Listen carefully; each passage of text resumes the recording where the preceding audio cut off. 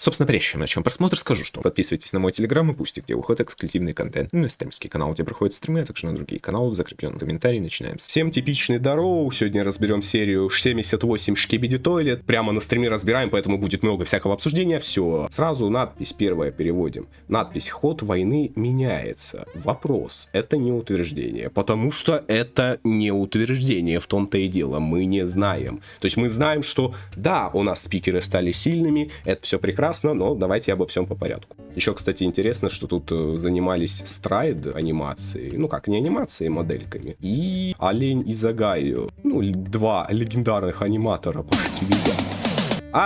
Рекролл. Орал, как всегда, стейк. Ага. Ну, в общем, интересно тут описание почитать, но речь не об этом. Меня зарекролили, блин, это вообще... Вот эта вот летающая камера, она тут просто летает, стоит, но раньше они обычно для чего использовались-то? Их использовали для ремонта, потом их начали использовать, они рядом просто стали летать. И вот она до сих пор рядом летает, фиг пойми, что делает. Еще интересно то, что у них охрана стоит в виде вот этого вот обычного черного спикера. Это хорошо. Ой, спикера, говорю, черного камермена. Потому что охрану приставили, у них безопасность появилась, прикиньте, да? Все-таки атаки бас дали о себе знать, и они сделали вывод, что да, наверное, базу надо все-таки охранять, а то вдруг, не дай бог, что-то случится, и все вообще капец, жесть, страшно, кошмар. Вот они и приставили охрану. Работают наши товарищи совместно. Ремонтник, камермен, инженер, Skibidi Toilet. Паук. Работают над тоже пауком. Вообще, изначально мы хотели назвать эту камеру страйдером, но это не страйдер, потому что он маленький очень. У них должно быть 3 ноги, а у этого 4. Это не страйдер. Давайте, короче, назовем его жуком. Да, не совсем подходящее название, но оно передает его суть. Бронированный, вооруженный, быстрый и павук. Но не павук, потому что ножек мало. И глаз один. Поэтому назовем его жучком. Жуком. Не то чтобы он мощный, но это, знаете, такой аналог машинки. Раньше машинки катали, там, воевали, пытались сделать операторов. Там водитель, тот, кто с пулемета стреляет и так далее. Но теперь это все заменяет вот это вот жук. У него и пушки есть, и защита есть, и он быстрый, и перемещается легко. И летать умеет, потому что у него есть ранец. Удобная штука, сильная, но не имба. Единственное реально имбовое у него то, что он с щитом. Вот щит, это серьезно. Здесь мы наконец увидели спикеров, но не тех красненьких, о которых все подумали, а обычных спикеров, то есть спикеров ученых, работающих над проектами. Ранее мы спикеров вообще не видели долгое время, да? Но тут вот появились работяги, спонсирующие все своими мозгами развитие армады. Дальше на вот эту всю базу, к сожалению, нападают астры, каким-то образом ее срисовавшие, и мы так и не узнаем, каким образом они эту базу срисовали, хотя, по идее, надо было бы об этом рассказать, но нет. Они узнали об этой базе просто чтобы... Для чего, спросите вы? Скорее всего, у вас был вопрос, как они узнали об этой базе, ну, я его озвучил, но мы не узнаем ответ на это, но... Для чего она вообще нужна была? Это мясная база, которую разворотили за 5 секунд. Так вот, эта база нужна была чисто для одного. Чтобы показать совместную работу расы спикеров, расы Skibidi Toilet'ов и расы камерменов, и расы ТВ-менов, которые на фоне звучат. Заанонсить охотника, типа он жесткий. Но по поводу его жесткости мы поговорим немного дальше. И поговорим серьезно. А пока вот он анонс. Собственно, ради этого нужна была эта база. Вот больше ни для чего. Еще нам показывают, что людей считают за деликатес, но не то чтобы это было удивительно, учитывая, что Skibidi так-то тоже людей жрали.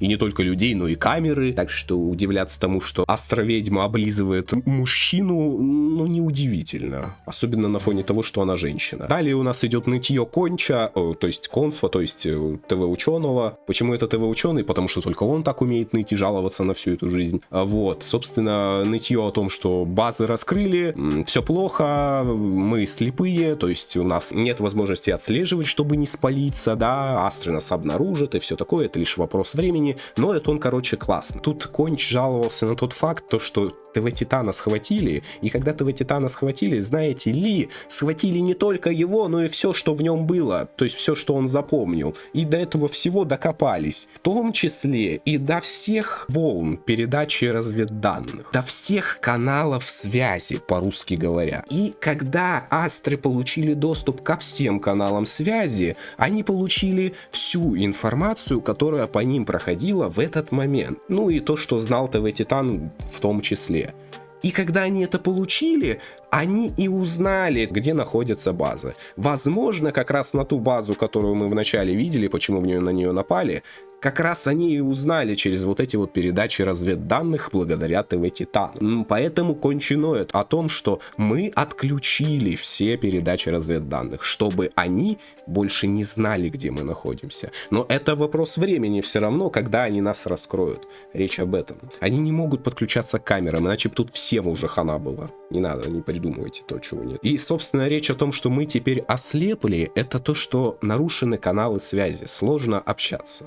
То есть из уст в уста теперь приходится передавать информацию, а не «Алло, пацаны, чё, как дела, you know, ну вы поняли». И это печально, на самом деле, действительно печально. Шутка про то, что астрам нужен телек, чтобы смотреть что-нибудь, стала реальностью. Ну, буквально да, кстати. ТВ-Титан буквально стал телевизором с интересными такими передачами в виде разведданных на камерменах. Тут, кстати, по поводу этого, возвращаясь к разведданным, речь еще, скорее всего, шла о том, что ТВ-мужики могут подключаться к камерменам, ну и смотреть от их лица, что происходит. И, соответственно, ТВ-Титан-то тоже так умеет, да? И когда Конч говорил про обрубление связи, он, скорее всего, и эту фигню тоже подразумевал. То есть новая настройка связей, в том числе и каналов подключения камерменов и ТВ-менов между собой. Понимаете, да? Вот так вот. Так что шутка про то, что астрам нужен новый телевизор, это буквально факт. То есть это был реальный намек от дафака, имеющий смысл вот этих восточных спасителей. Они типа говорят, это вот анонс миссии, куда мы от лица смотрим кого, да, что он телепортируется вместе с отрядом, чтобы спасти товарищей с Восточной Европы. Ну и при этом им говорят, типа, сами не умрите и проверьте, живы ли эти товарищи вообще, за ними их отправили. И вот эти вот товарищи с Восточной Европы, возможно, могут представлять какую-то ценность для товарищей не с Восточной Европы, то есть буквально наш альянс в данном месте. Что я имею в виду? То, что у этих товарищей с Восточной Европы, неизвестных исследователей, как выразились буквально в сериале, есть какая-то хорошая, полезная информация, разведданные, знания, технологии. Может, что-то у них из этого есть, кто знает. И имеет смысл их спасти. Скорее всего, на этом все связано, потому что иначе бы ТВ-мены туда не пошли. Просто так, такие товарищи, как ТВ-мены, ну, они бы точно не направились в это место, но они пошли. И именно потому что там, возможно, что-то было интересное. Просто так бы они не стали спасать. С другой стороны, Альянс им втык дал, типа, а какого фига, пацаны, вы нам не помогаете? Вы в Альянсе состоите или вы вообще не с нами? И, возможно, они такие, ну да, надо помогать. Тоже как вариант, но мне кажется, есть и более интересная мотивация в виде разведданных. Восточная Европа — это Польша, Венгрия, все, что восточнее. Ну да, я и говорю, со стороны европейской России, все правильно. Еще мне в чате много писали про подкат нашего скибиди товарища, от лица которого мы смотрим, к Янчику нашему любимому. Ну что сказать, гачи мужчины — это хорошо. Отношения гаев, по-моему, в разборе не нуждаются. Просто уважабельно. Осуждительно, но уважабельно.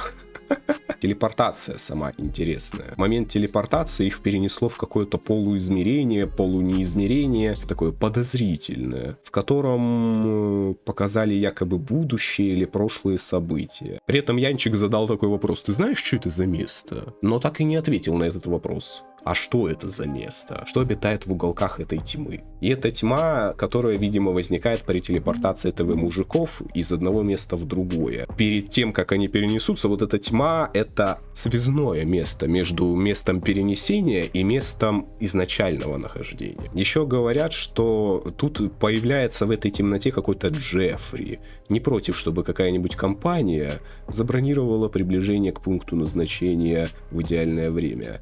Джеффри либо тот, кто в этой темноте сидит и сошел, скажем так, с ума, либо какой-то интересный новый персонаж, который в будущем еще появится, но он, скорее всего, появится, просто так не заанонсировали бы Джеффри. По сути, это место вне времени и пространства, да, вот о том и речь. И мне кажется, что вот этот вот Джеффри, который как раз и знает ответ, про что Янчика говорил, это тот, кто остался во тьме слишком долго. О чем Янчика говорит, типа, слишком долго сущность внешняя осталась во тьме. И из-за этого скорее всего, сошла с ума. Иначе не объяснить поведение Джеффри, который, явно, знаете, навеселе такой. У него свой плюс вайбик, пацаны, темненько, так, черненько, а весело. И по поводу разборов видений нашего шкибидишки. Интересен тот факт, что эти видения, они не только для шкебеди, они буквально видны всем. То есть это вот все те, кто рядом с ним телепортировались, в том числе и камера, висящая на нашем шкибеди. Все это было видно всем. То есть это не его воспоминания, это прям, видимо, одна из особенностей вот этого вот межпространственного пространства ТВ-мужиков, что оно может то ли будущее предсказывать, то ли на прошлое намекать. И, скорее всего, из-за этого Джеффри сошел с ума. То есть он увидел, скажем так, слишком много. Слишком. И его либо мозги не выдержали, либо психика. Мозги переполнились, психика...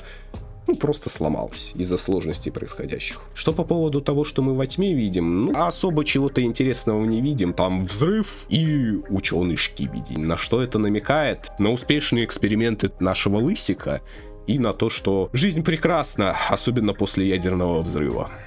Там фраза последовательнее. Джеффри был бы не против, если бы кто-то составил ему компанию. Вот, мне дословно перевел профессионал, спасибо большое, Юз. Как и говорилось, да, Джеффри тот, кто в этой тьме сидит очень долго. Бой красивый, постановочный, классный, освещение шикарное. Видно, над ним прям хорошо работали. Свет, движение, скорость, плавность, взрывы, это все замечательно. Что хочу отметить? Вращение мечей. Смешная штука на самом деле, благодаря которой он может снаряды отбивать, причем снаряды именно что отбиваются, они не поглощаются мечом, ничего нет, они именно отбиваются. То есть меч лазерный, это мы и так знаем. Странно другое, манера сражения нашего скибиди-скуфа, который почему-то мечами после каждого удара крутить захотел, видимо выпендривается, что довольно опасно, знаете, может момент неудачный подобрать. И еще вредная такая привычка бросать мечи. Я знаю, что мечи у них могут примагничиваться и все такое, но дальше по истории мы увидим один интересный факт, что мечи-то не всегда примагничиваются. Они могут, так сказать, разрядиться. Это момент, когда Сонечка, моя любимая жена, возвращает один из мечей нашему скибиди-скуфу. Он как бы получает меч разряженный и его заряжает. Соответственно, выкидывая меч, есть риск того, что, любое оружие магнитное, что оно не вернется. Либо где-то застрянет, либо разрядится. Но они все равно упорно кидают мечи, серпы, косы, чтобы продолжать атаковать, вместо того, чтобы сделать нормальный огнестрел. Это тупо, раз может так произойти. Но, тем не менее, это факт.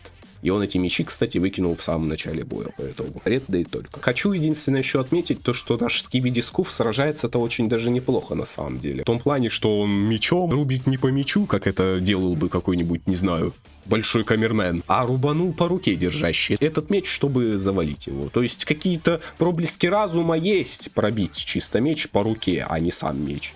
И это сработало. А еще, оказывается, астры умеют сдаваться, но это было и так очевидно, учитывая, что у них есть разум. Еще интересен тот факт, что наш скуфяра сказал пленных не брать. Это связано как раз с тем, что Янчик ранее обнаружил у товарищей Астр GPS-трекеры, которые, маячки, да, которые очень хорошо палят местоположение даже под землей. Причем, судя по глубине базы ТВ, которую ядерка не достала, там под землей на километр какой-нибудь наберется. И, соответственно, пленных не берем. Даже с учетом того, что астры как бы умеют существовать отдельно от своего начальства, то есть самостоятельно. Там что-то кто-то сдался, кто-то там поныл, испугался и так далее. Они могут, хотя обычно так не делают. Из-за того, что у них паразит в башке, скорее всего, и все такое. Но, тем не менее, пленных не берем, потому что Янчик так сказал, и Янчик прав. Еще хочу подметить скуфяру нашего, что он тупой в плане ведения сражений. Да, только что был умным, сразу стал тупым.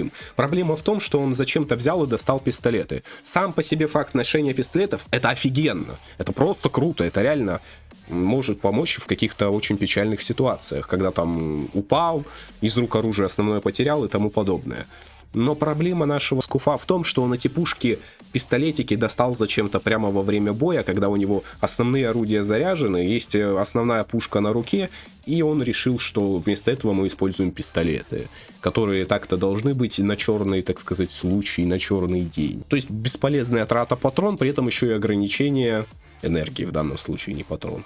При этом еще и ограничение движения рук, потому что эти пистолетики нужно убрать, и только потом можно будет, допустим, примагнитить меч обратно. Но у него были пистолеты в руках, и он не примагнитил мечи, тем самым потеряв их. Гениально. Я считаю, да. Поэтому я к этому и придрался. С учетом того, что он мог стрелять все это время своими наплечными пушками, но решил так не делать. Это печально. Зато стоит отметить, стрелял он очень хорошо. То есть, то с пушек, что кидая мечи, что стреляя с рук, он очень хорошо попадал. А им у Скибиди очень хорошо настроен. Прям тут все снайпера, я так посмотрю. Нашего скуфа товарища сбивают с ног один из астр, который в него с разгона врезался. О чем я и говорил, что врезаться с разгона астром — это самое лучшее, что они могут делать, и почему они этот прием часто не используют, я не понимаю. Представьте, что если бы сделал это ОМОН с разгона, целый танк в здание вмазался, это здание бы только разлетелось. И с титанами точно так же было бы. Ну и эффект мы увидели на нашем скуфе. Тем не менее, скуф выжил, но факт и интересные события здесь в чем заключены? Интерес тут в том, что мы увидели Файна. Ну да, ранее мы его тоже видели. Он был в одном из отрядов среди ТВ-менов, которые пошли помогать спасать восточных товарищей. Но интересен тут другой факт. Файн, видите ли, во-первых, он оказался крутым мужиком. То есть он умеет сражаться, а не просто какой-то там подсос конча. Нет, он относится к личной охране конч. То есть, знаете, с кончем кто взаимодействует обычно? ТВ-вумен, некоторый персонал ученый, и вот такие вот особые товарищи типа темного ТВ-мена фиолетовый, он же папочка, он же качок, он же мужчина твоей мечты. И Файн среди них. И Файн, скорее всего, судя по его навыкам, относится как раз к вот этому спецотряду ТВ-вумен, фиолетовый мужик и Файн, которые исполняют, так сказать, миссии особые, силовые. То есть это, грубо говоря, отряд специального назначения, и Файн в него входит. Во-первых, он махается хорошо, во-вторых, умеет гипнотизировать, просто сильный и явно не даст себя в обиду, и конча тоже не даст в обиду. Но и еще одна особенность. Файн себя показал крутым, не зря его разбирал, но и он еще кое-что интересное показал. А то, что товарищи ТВ-мужчины все это время могли присосаться ко всем, ну, то есть буквально ко всем. Ранее мы что думали-то? Ну, ТВ-мены, да, ну, наверное, могут подключаться к машинам всяким. Ну, типа, они же роботы и могут подключаться. Но Твиша, она же ТВ-вумен из моего разбора, дала нам один такой намек интересный. В первом ее появлении она загипнотизировала Скибиди пилу. Ну как, не загипнотизировала, а взяла его под контроль за затылком. И это было интересно, но мало кто на это внимание обратил. Ну то есть просто факт, ну да, они умеют, типа у них гипноз есть, все такое. Но нет, они не просто умеют так вот гипнотизировать, они умеют буквально управлять структурами. То есть это скорее что-то связанное с паразитами по типу Скибиди паразитов. Они могут напрямую подключаться не к машинам, не технологиям, а к органике. Они умеют подключаться к живым организмам и захватывать управление над ними. То есть, если скибиди-паразиты умеют перехватывать энергию, да, в товарищах-агентах, титанах, заражая их, то ТВ-мены оказались на голову круче, потому что они все это время могли захватывать живых. И Твиша нам это продемонстрировала, но кроме Твиши никто эту тему не развивал. Да и Твиша потом на нее забила, потому что ей особо не нужно. Она типа и так ручками голыми справляется. Хотя голыми ли с мечами-то ходя? Ну вы поняли. А Файн решил, что прикольно будет подключиться к Астро-штурмовику и взять управление над ним. И он взял. Учитывая, что подключился-то он не к технологиям, а к вот прям, скажем так, спинному мозгу. Нехило тогда робот может подключиться к спинному мозгу за секунду. То есть раньше у нас камермен Титан умел что делать? Подключать к себе технологии. Ну там руку взял одну, присоединил, отсоединил, новую присоединил. Мог так делать, но это все была техника. Теперь у нас органика. И проблема вот этого события в том, что а почему-то вы, мужики, так раньше-то не делали. Вы прикиньте, им нужны были технологии, но они могли технологии не просто захватывать, а буквально создавать свои войска. Огромное количество своих войск, которые вооружены технологиями Астр. И не просто их брать, изучать, но и сразу уметь ими пользоваться. Это очень серьезный баф, который они почему-то не использовали. И проблема в этом заключена. А по поводу тела без защиты. Да, нам потом показали, что Скуфяра забрал тело Файна с собой. Ну, как бы спас его, условно говоря. Но это не так. Если кто-то думает, что тело это важно, ну да, вот они тело потеряют и все такое, это печально, то особенность заключена сразу в двух моментах. Во-первых, Файн, он бы просто так свое тело не оставил. Если уж ему так важно было тело, то он бы его, наверное, в более безопасное место запихал, чем сесть рядом с тортиком и сидеть вот буквально так, оставить тело сидячим возле тортика в разваливающемся здании. Возможно, он, конечно, доверил свое тело нашему Скуфу, который по итогу это тело спас, но что-то я в этом сомневаюсь, потому что Файн ни слова ему не сказал, он даже не посмотрел на нашего Скуфа. Соответственно, намеков на то, что «слышь, возьми мое тело, вытащи его», не было никаких. Значит, ТВ-мены обычные не особо-то боятся свое тело потерять. Это говорит нам о чем? А о том, что у ТВ-менов изначально, кроме башки, ничего и нет. То есть ТВ-мены буквально карлики. А их тела это, скорее всего, полностью и целиком, не считая ТВ-головы, костюм, меха какая-то, которую они берут под контроль, подключаясь к ней. Ну, то есть, технически получается, что какие-нибудь скибиди-паразиты могут взять это тело под контроль, но не будут контролировать ТВ-мена, а просто получат тело. Технически так, это ничего особо не меняет, просто, по идее, это так и получается. И, соответственно, ТВ-мены карлики, и им особо тело их не нужно. Может, на что-то это в будущем повлияет. А может, все-таки тело и нужно, кто знает. Может, в этом теле есть ядро. Но судя по поведению Файна, Твиши, да и других ТВ-менов, которые там себе башку на 180 развернул, чтобы скибиди завалить в одной из серий, им тело-то и не особо нужно. Что хороший инструмент.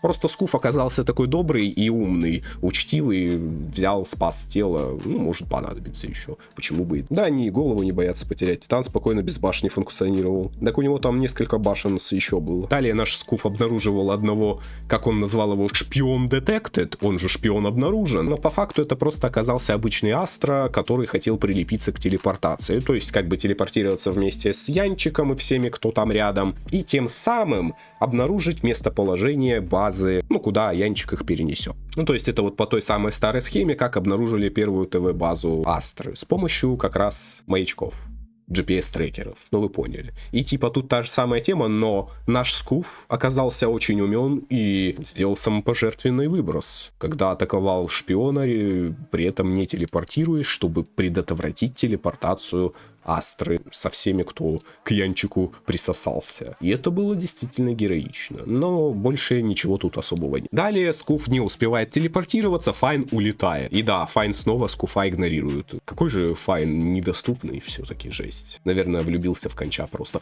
Собственно, проблема Скуфа в данном случае заключена в чем? В том, что в отличие от Файна он не стал сразу улетать. Понимаете? Файн сделал все красиво. Он забрал оружие и убежал. Буквально. Воспользовавшись скоростью этого же своего костюмчика. А наш Скуф решил что? Остаться на месте и подождать, пока Астры прилетят и развалят ему хлебало. Причем сам Скуф потом сказал, что типа это было задуманное решение. Если на этом моя жизнь кончится, как он говорил, то пусть так и будет. То есть он о чем этим хотел сказать? То, что он сдался. Я не знаю, какова его мотивация сдаться и перестать сражаться, учитывая, какие у него навыки боевые и какая у него подвижность. Но он сдался.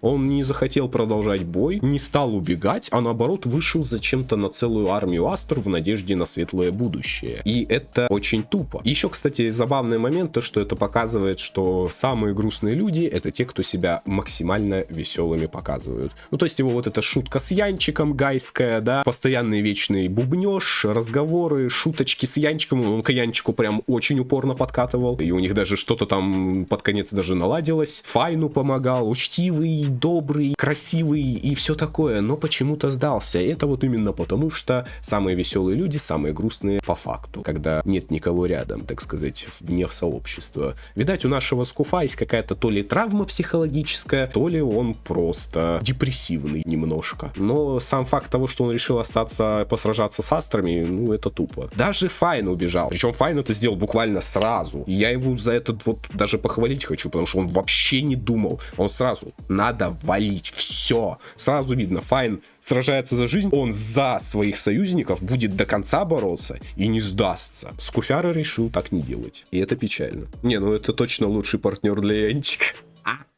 Ну да. Короче, я даже в разбор это добавлю. Короче, наш скуф очень хорошо подходит Янчику. Так, ну, у них характеры такие похожие, я бы сказал, да. Оба такие депрессивненькие, негативно-позитивные, то есть две противоположности друг с другом сойдутся. Так, ну, собственно, продолжаем разборы. У нас тут серьезные вещи так-то обсуждаются. Вы чё, девочки, не надо фанфики писать. Хотя я бы посмотрел на такой фанфик.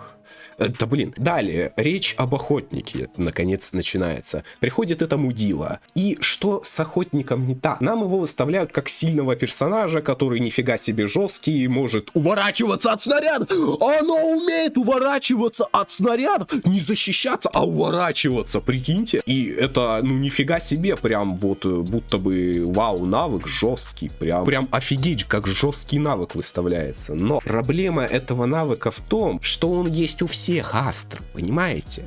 То есть охотника выставляют сильным, но де-факто, то есть по факту, это простой астра. Вот самый простой. Да, он мутант, да, это микроверсия какой-то там астро-герцогини, но по факту он слабый. Все, что он умеет от астр, это махать мечом и телепортироваться. Хотя это не телепортация, а быстрое перемещение на скорость.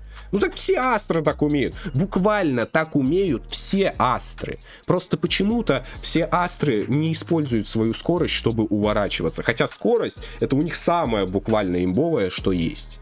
Но кроме этого охотника никто больше не додумался использовать скорость. И это тупо. Это вот объективно тупо. Опять же, возвращаясь к мощи ОМОНа. Представьте, что если бы этот паровоз вмазался в ТВ Титана на полном разгоне. Да в любого Титана. Да хоть в здание. Он бы его снес насквозь и не заметил. А по итогу у нас только охотник научился свою скорость нормально использовать и вбок уворачиваться с помощью дэша, так называемого. То есть быстрого короткого скачка. И, соответственно, что я хочу этим сказать? То, что охотник вообще не сильный персонаж. Слабак слабаком, ничего особого. Единственное, что могу отметить, он крепкий и более сильный, чем обычные маленькие астры. Все. Ну да, еще может мечами что-то блокировать неплохо, у него это получается.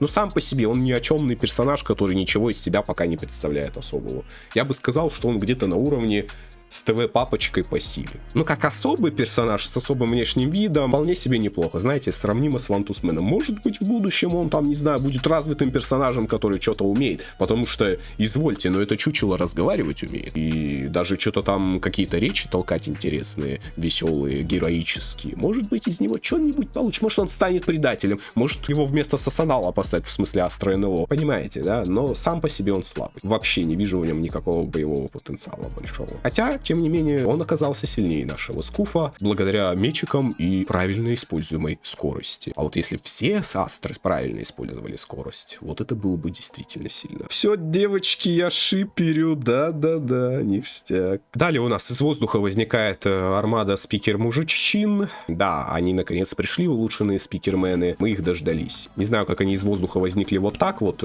сразу толпой большой, но вот они это сделали. И пришли почему-то вовремя, чтобы спасти скуфа. Ну, это чисто, чтобы продемонстрировать свою мощь. Рандомного челика решили спасти, а не скоординировать свои действия с основным альянсом, чтобы атаковать, знаете, в какой-нибудь стратегически важной точке Астр и там, не знаю, базу какую-нибудь освободить неожиданным мощным ударом. Нет, вместо этого они решили просто покрасоваться перед рандомным скуфом, показать всю свою мощь и вернуть скуфу веру в светлое будущее и желание жить. Иначе я не могу объяснить, зачем они пришли вот именно сейчас. Это просто стратегически невыгодное решение, но красиво, да. Когда пришли спикеры и вся армия, с ними ними еще пришел палач. Он оказался каким? Интересным товарищем в том плане, что он поймал голой рукой охотника. И на что это намекает? А на то, что технология скорости была скопирована. То есть астры, обладая невероятным преимуществом над противником в виде скорости невменяемой, просто просохатили этот момент и потеряли это преимущество. Потому что палач с этим кругом на спине, да, как у астр, скопировал, скажем так, скорость астра. И, соответственно, ему было несложно увидеть, как перемещается охотник, и уж тем более его поймать, потому что он банально его видел. Для него это было не быстрым перемещение охотника. Поэтому он его поймал голой рукой и сделал с ним всяк. И это отмечает тот факт, что астры тупые снова... Интересно, что коса палача может мало того, что блокировать выстрел, хотя как блокировать? Во-первых, это не коса, а соса. Ну так вот получилось в реакции, что эта коса стала сосой. Соса что сделала? Отсосала. Жестко засосала выстрел астры настолько, что этот выстрел не отразился, не отскочил, не отмагнитился, он просто всосался в нее. Причем вопрос, куда всосался? В саму косу, сосу, либо в палача, ну как бы ему энергия передалась. Вот это тоже вопрос. И еще эта соса, она как бы оказалась дочерью того самого серпа, который бумеранг. Но просто теперь, ну типа технология магнита, да, и она может обратно вернуться. Коса это не бумеранг, я не устану это повторять, но не будем особо на этом внимание сосредотачивать. Наш палач кинул эту сосу, она жестко, мало того, что отсосала, так еще и порезала всех благодаря полету бумеранга. Это прикольно, но проблема палача в том, что а почему у него ближнее оружие, как бы в качестве основного, почему нельзя было ему дать пушку и щит? Так было бы гораздо успешнее. Нет, ему надо дать косу с магнитами в перчатках и в косе, чтобы она обратно примагничивалась. И, ну, вместо пушки соса выглядит прикольно, но зачем? Будто бы неэффективно. Зато красиво, да. А, ну да, и еще. Палач тупой, потому что пока он кидал сосу и наслаждался ее красивым сосанием полетом, он дал время сбежать охотнику. Хотя первое, что он должен был сделать, это завалить этого самого охотника. Мы еще обсудим личность палача. К нему у меня есть вопросы.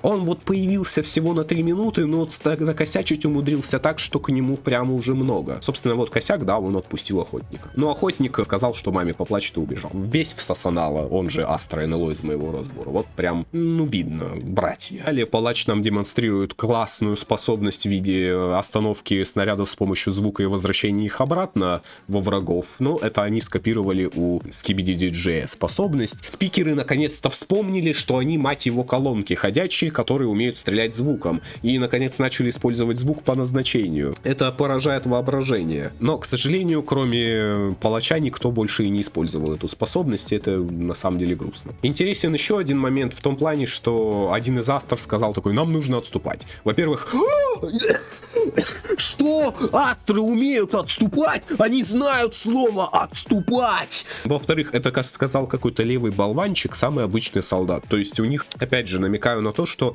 они не тупые болванчики, и да, даже с учетом паразитов в башке, они все-таки умеют думать, бояться, переживать. Боль мы знаем, что они чувствуют, но то, что вот они боятся, обычно такого не было. А тут они, мало того, что боятся боли, но мы это уже и раньше знали, так они еще и думать на заранее могут, типа, нам страшно, нас могут порезать, уничтожить, страшно, отступать надо. Это интересный факт, что, возможно, какие-то астры в будущем, может быть, переметнутся из-за того, что с ними плохо обращаются. А в астродержаве, в астроимперии с мелкими чинами очень плохо обращаются, и ОМОН нам об этом хорошо рассказал. Ну, как минимум намекнул. Поэтому, возможно, будут перебежчики среди астры, и это, может быть, в будущем скажется на происходящем. Еще забавен тот факт, что вот он сказал, нам нужно отступать, в итоге никто не отступил. Даже этот самый мужик, который сказал, что нужно отступать. В итоге его завалили, потому что он продолжил стрелять в палача, зная, что выстрелы палача не берут. Астры как были тупыми, так и остались.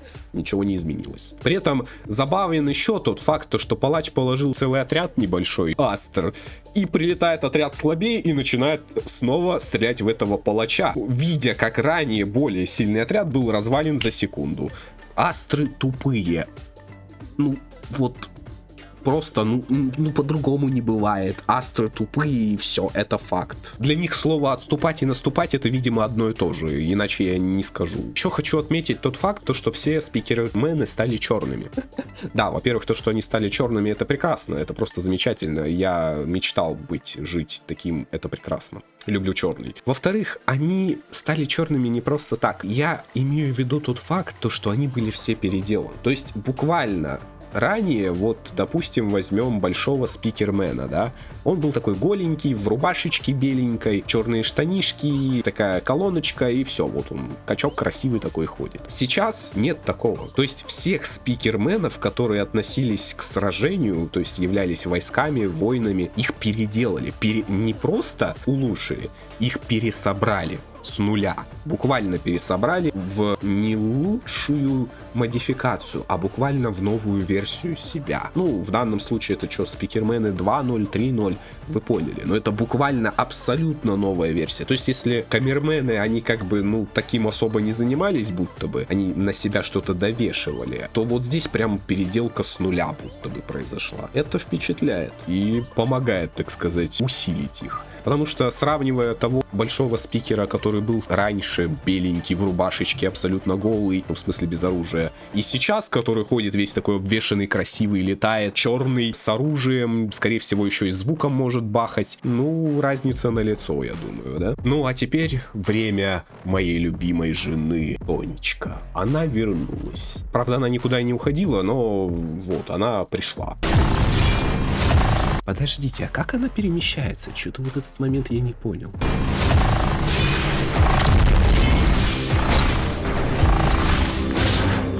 Она, знаете, будто бы от воздуха отталкивается. При этом у нее каждый раз звук такой, как в Портале, платформа, которая энергией тебя вверх подбрасывает. Вот звук будто бы что-то вот из этого. Вибрация, может быть, да. И вот это вот отскакивание. То есть у нее мало того, что есть ранец, она может летать, это дождались, как говорится. Причем ранец явно улучшенный какой-то. Так она еще и может буквально от воздуха отталкиваться. Во-вторых, она офигеть какая быстрая стала. Ну, опять же, благодаря этим модификациям. При этом может крутиться в воздухе. Мечи улучшенные. Они стали лазерными, а не просто катанами, как раньше были. При этом они с крестами. Не знаю, на что это намекает, но теперь у нас спикеры это крестоносцы. В частности, Соня прям, ну, вообще главный крестоносец из всех. Мечами она рубит Астр очень легко. Это учитывая их броню, усиленную и так далее, что их обычные ножи не брали. То есть они застревали в них и как бы... А тут очень легко. И это с учетом того, что наша Сонечка, ну как бы, извините, женщина, да? И по идее ей должно быть тяжелее, но ее не смущает. Значит, мало того, что она, ну, не слабая, как минимум, так у нее еще и мечи такие серьезные, смешанные с астротехнологиями, и, возможно, что-то спикеры сверху добавили. Не просто же так эти мечи крестовые. Далее, по поводу внешнего вида Сонечки. Шикарно все, но есть один максимально фуфлый момент. У нее, кстати, мечи похожи на меч, как в Звездных войнах, такая же рукояточка. Что не так с внешкой Сони? Она красивая, шикарная, ну сразу видно моя женщина, я с этим не спорю. Розовенькая еще больше стала, это ей тоже идет. Проблема в другом. Ее латексный костюм прекрасный портит плащ. Кстати, она в колготочках, у нее там ноги не латексные, прикольно. Но вся проблема в плаще. Ей идет буквально весь костюм, кроме плаща. Потому что, во-первых, плащ можно зацепить, это вот, знаете, как за волосы взять, назад потянуть, и что ты сделаешь? Тебя за волосы зацепили, все, ты не увернешься. С плащом то же самое. Если за плащ кто-то схватит и начнет тянуть, выбора не останется. То есть потащит плащ за собой все тело.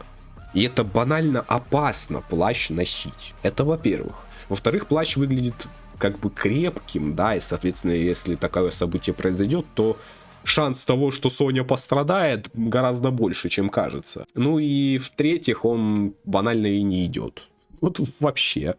Такая вся красивая, маленькая, стройненькая женщина, да, в латексном обтягивающем костюмчике с красивыми колготочками. Еще ремешочек, который ее одежду сминает так, чтобы вот прям видно было ее формы, подмечает и грудь, и утонченное тело, ну вы поняли, да? И вот этот вот громадный нафиг плащ, который просто перекрывает все. Со спины нифига не видно, а при этом он закрывает, мешает. Спереди еще окей, он там сзади что-то колышется, не парит. Но сбоку, сзади, сверху он просто мешает. Он вообще в ее образ не вписывается.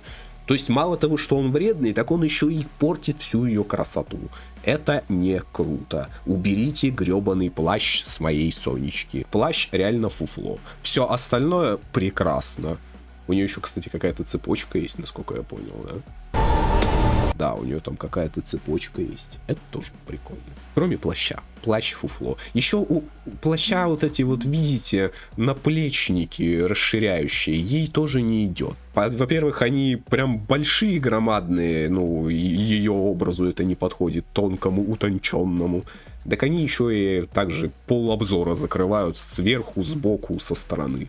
Такое себе. А еще мне нравится ее строгий взгляд. Типа, видно, что она не сдалась. Продолжает бороться и бороться успешно. Сжечь плащ, да. Вроде же про все сказал, да? Колготочки, обтяжечки. Про ботиночки не сказал. А есть, кстати, что про ботинки сказать-то? Еще, знаете, что-то вдруг резко стрельнуло в голову. Помните, я в разборе говорил, что у Сони классные каблуки, но они очень вредные. Так вот, здесь-то каблуков же нет, походу, да? У нее каблуки есть? Я даже промотаю. Нет, каблуки есть, но они толстые. Раньше у нее... Опа, у нее еще и цепляшки есть. Раньше у нее каблуки были тонкие. Ну, то есть, прям совсем тонкие, типа, один удар, и они проломятся, и все равновесие разрушат. Теперь у нее каблуки прям толстые стали. То есть, тот косяк, про который я изначально говорил, в том плане, что каблуки банально опасные, такие вот носить в бою, он был исправлен. Да, это все еще каблуки, это косяк, это мешает, но, во-первых, Соню мы знаем, Соне это не особо мешает, она вообще на практике нормально все. То есть исправили эти каблуки. Так еще в эти же сапожки встроили улучшенную версию ножей на носке. Раньше же она цеплялась там за какого-то скибиди большого с помощью ножичков или с помощью просто прицепилась. А вот теперь у нее есть ножи на ногах, которыми она, во-первых, бить может на ботиночках, а во-вторых, цепляться за врага, как бы, как скалолаз, знаете, крюки кошки. Хорошо. Как раз для ее подвижного образа вполне подходит. Ну, а еще эти ботинки ей до колен. Для фетишистов само то. You know? Вот теперь, по-моему, все. Про перчатки я ничего сказать не могу, они просто частью ее латексного образа. Скорее всего, она по ходу будущих серий этот плащ потеряет, и слава богу, как говорится. Вот сейчас мы поговорим об этом палаче всерьез, об этом придурке. Он, знаете ли, очень много стоит, мудила такая. Он вот как пришел, так тупо и стоял на том месте, на которое пришел. Он не сдвинулся с этого места ни на шаг. Это во-первых. Во-вторых, ну, спикер Титан у нас, извольте, подвижный товарищ, и он в большинстве боев что делал? Правильно шевелился. Бегал, летал, использовал свою стрельбу. У палача вообще нет оружия, это его боя, он бомж. Это во-вторых. В-третьих, он обладает скоростью, но ее вообще не использует. В-четвертых, он стоит и терпит. Это уже не придирка к тому, что он там титан, не титан, нет. Это придирка к самому палачу. Его, вот он стоит и нифига не делает. Получает лишний урон. Да, вы скажете, ну, его выстрелы Астер не пробивают. Ну, вот он слишком бронированный и все такое. И я с вами соглашусь, это хорошо показывает его доминацию, как технологическую возможность, его силу доминировать. То, что вот он сильный, блин. Но это и показывает его тупость, потому что он допускает по себе лишний урон, который вообще нафиг не сдался. Вот для чего он получает урон? Да, пусть это даже не урон для него, но на броню-то, на структуры окружающие, а именно вот эту вот колоночку на плече, вот этот вот круг сзади, может еще на что-то осколками, взрывом, это может повлиять. То есть он буквально получает лишний урон просто чтобы повыпендриваться. Зачем? Вот и непонятно зачем. То есть палач буквально тупой. Ну, пока вот честно, он хорошо умеет сражаться, но он тупой. Охотника он отпустил, потому что он тупой. Получает лишний урон, потому что он тупой. Стоит и ждет, пока к нему враги к ногам врагам прилетят, потому что он тупой и не может использовать все свои способности на максимум. Хотя та же коса, он ее вообще только кинул, обратно вернулась, тут же кинул опять. И так по кругу должен крутить, потому что эта соса, это просто нечто. Она возвращается, она сама к врагам примагничивается, и она разрубает все и сосет. Энергию противника. И вот он буквально должен быть мистером Бумерангом, постоянно ее накидывая. Так он бы гораздо больше пользы принес. Но нет, он просто стоит, терпит, ждет. В общем, палач, своим появлением он, конечно, навел такого суеты, но сам по себе он разочаровал. Своим поведением, своим движениями, всем. Он не показал весь свой боевой потенциал. И я, честно говоря, жду от него больше, гораздо больше. Вот реально не хватает, не видно в нем того, кто он на самом деле. Давайте даже сравним с моей любимой Сонечкой. Она прям вот всем своим видом показала, что она стала лучшей версией себя. Вот буквально каждое ее движение стало лучше, чем предыдущее. Она раньше была подвижней, теперь она стала просто метеором, буквально. Тут я даже не преувеличиваю. Метеор, шторм, зовите как хотите. Летает, крутится, вертится, скачет, от воздуха отскакивает, и она пользуется своей подвижностью. Ее вооружили нормальным мечом, который разрубает сталь как масло. Хотя раньше она еле-еле ученого урон наносила своей катаной. У нее одежда стала лучше, типа вот те же ножи из ботиночек. Хорошо. При этом у нее, вот я даже скажу, ее одежда показала ее характер.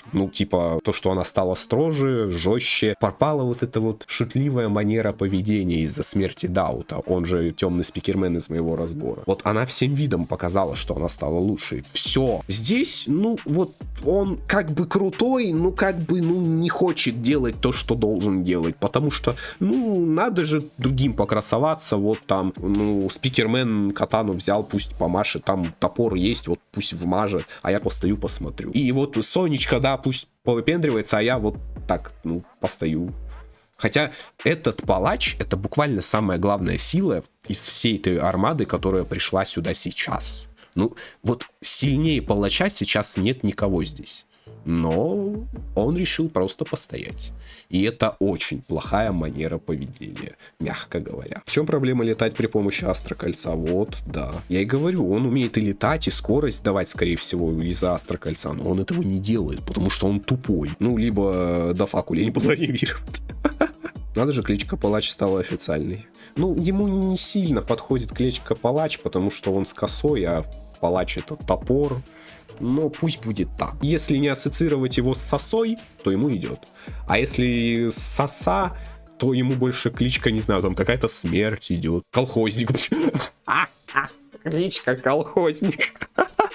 Вот колхозник прям, вот колхозник-то ему хорошо идет, кстати, да. Далее мы с вами наблюдаем появление спикер Страйдера. Прикольная штука, усиленная версия старого Страйдера, бронированный, стреляющий, с ножками и орущий. Я бы сказал, даже рыгающий, причем буквально.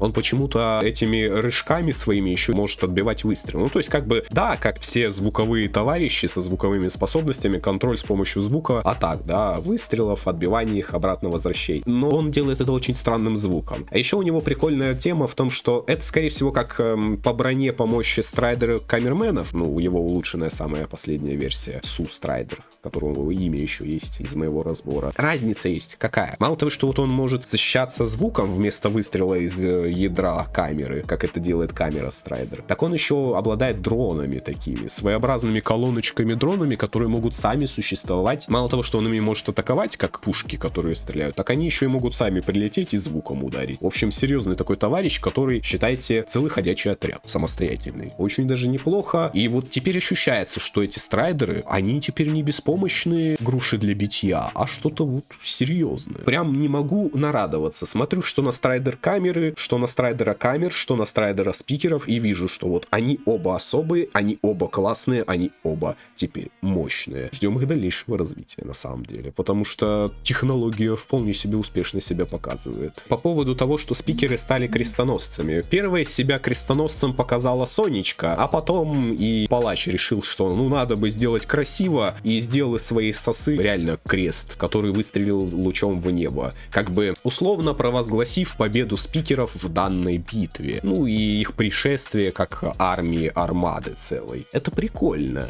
Но непонятно, почему они стали вдруг крестоносцами. Это, видимо, их новый символ. Знаете, мало того, что цвет красный, да, как для спикер-расы, теперь у них еще и вот символ есть свой. Кресты, блин, крестоносцы они, у них религия, идея. Они борются за победу, за идею, блин. Ну вот такая вот фишка.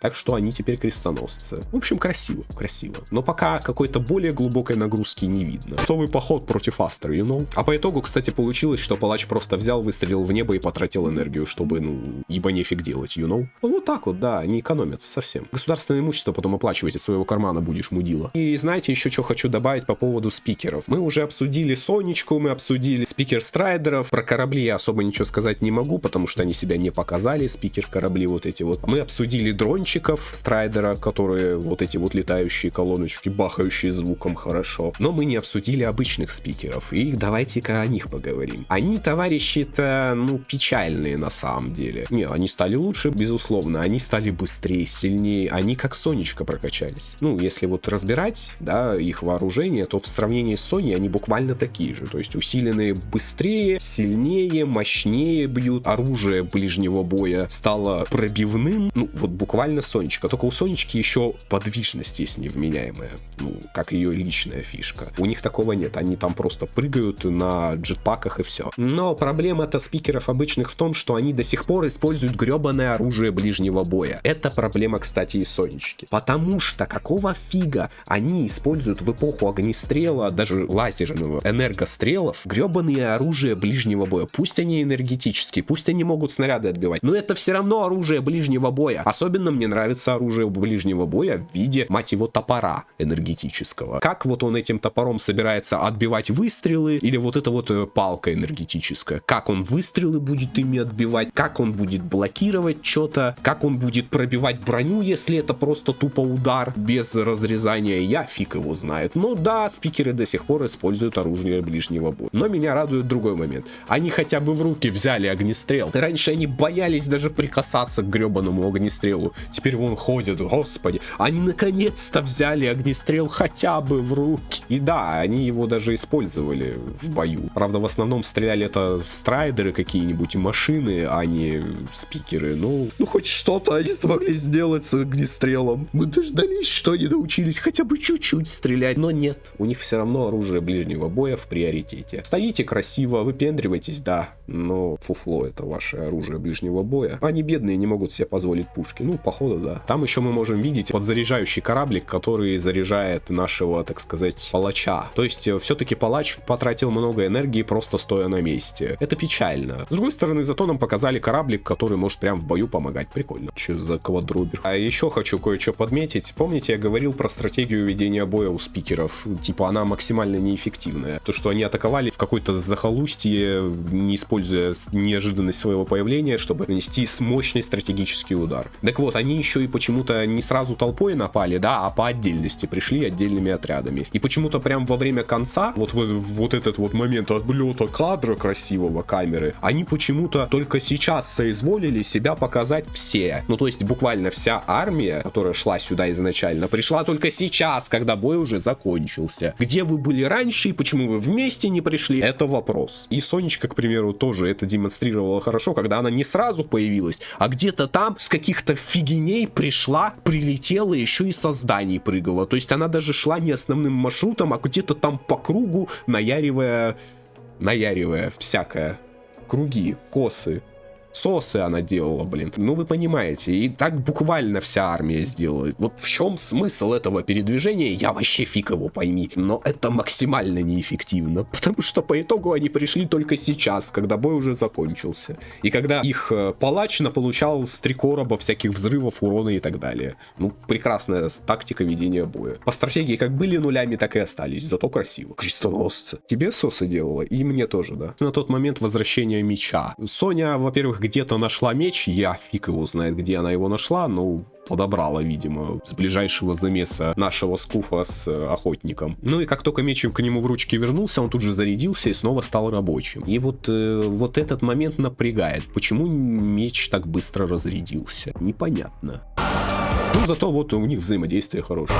А у Сони тоже мечи летающие. Астры, я не устану до них докапываться. Им сказали, один из челов, отступать. Ну, они что сделали? Правильно, пошли в атаку. Потому что, видимо, рассчитывают на победу. Но прикол Астр заключен в том, в данный момент, да, что среди всех, кто здесь прилетел на второй раунд, так скажем, замеса со спикерами, это все гребаные бомжи. Тут буквально один персонаж, это вот этот вот Астра большой, который какой-то особенный. Ну, выглядит как минимум не слабым. Все остальные это буквально те же самые бомжи, которых выносили в ноль и которые не могли пробить даже палача вообще никак, не нанеся ему урона. Все. На что сейчас Астры рассчитывают, видя, что они вот такими бомжами проигрывают, я абсолютно не представляю. Кроме разве что вот этого вот толстого товарища. То есть тактика Астр, как всегда, фуфло. Ну, а кто бы удивлялся, что Астры тупые, да? И палач от них заразился. Тоже стоят, ничего не делают, смотрят, как всегда. Подписывайтесь на мой бусти. Всем тебе пока.